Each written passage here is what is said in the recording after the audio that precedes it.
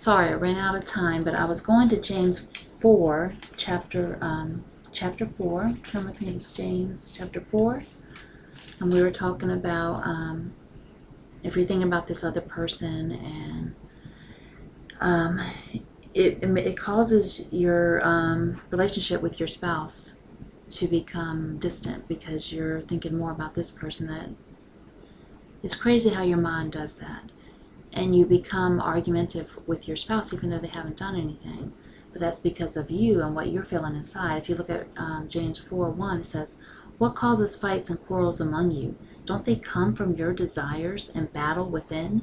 See, you're battling something within with this other person, and that you're attracted to her and you want her, and you don't let your flesh just be dragged away and enticed by her or him. And it go either way. And now when you're around your spouse, you just have these feelings that of condemnation because of the thoughts that you're having about the other person. So you're more argumentative, you're not as loving, you're not as kind, and it just causes strife in the household. All for what? You know? And it just leads to death in the long run. That's why you need to stop. In the very early beginning stages, don't let it give birth to sin. Just because you have a thought that another person or fantasize or think they look good, stop it right there. Don't let it go any farther. Just stop and say, yes, they are. But so is my husband. My husband is good at this and good at that, and I love my husband, and he's so kind. And do something nice for your spouse to bring that, love back. Sometimes we've been married for a while. We don't act like we used to. Treat your spouse as nice as you treat that person at work. We tend to treat other people better than we treat our own families, which we need to do the same. So I just want to say all that because I want you to focus on what you're focusing on. Sometimes you don't even realize it until it's too late.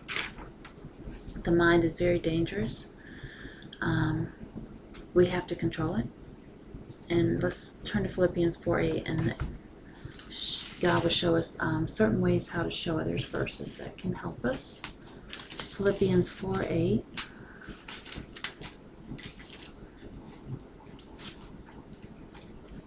Philippians 4:8 says, "Finally, brothers and sisters, whatever is true, whatever is noble, whatever is right, whatever is pure, whatever is lovely, whatever is admirable, if anything is excellent or praiseworthy, think about such things."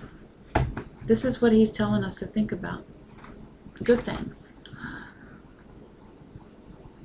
Not to be negative. If you start fantasizing about the other person, automatically you're going to think negative thoughts about your spouse. Because you're going to start comparing. You got to stop right there. Think on good things. Be positive. Colossians 3:2 says, "Set your mind on things above." When we get depressed or down about everything around us, set your mind on things above. We live by faith and not by sight. So today I just control your thoughts. Do not let your thoughts control you, because they will. You have to take control of your thoughts, and sometimes you'll realize you're in a bad mood, you don't even know why. Think about what you were just thinking about the last 10 minutes, and you'll realize, if you were to sit and if you could hear a recording of everything you think about, like say getting ready in the morning for work. You're getting your makeup on, you're blow drying your hair, you're usually not talking, and so all these thoughts are going on in your mind. Your mind it continues to go.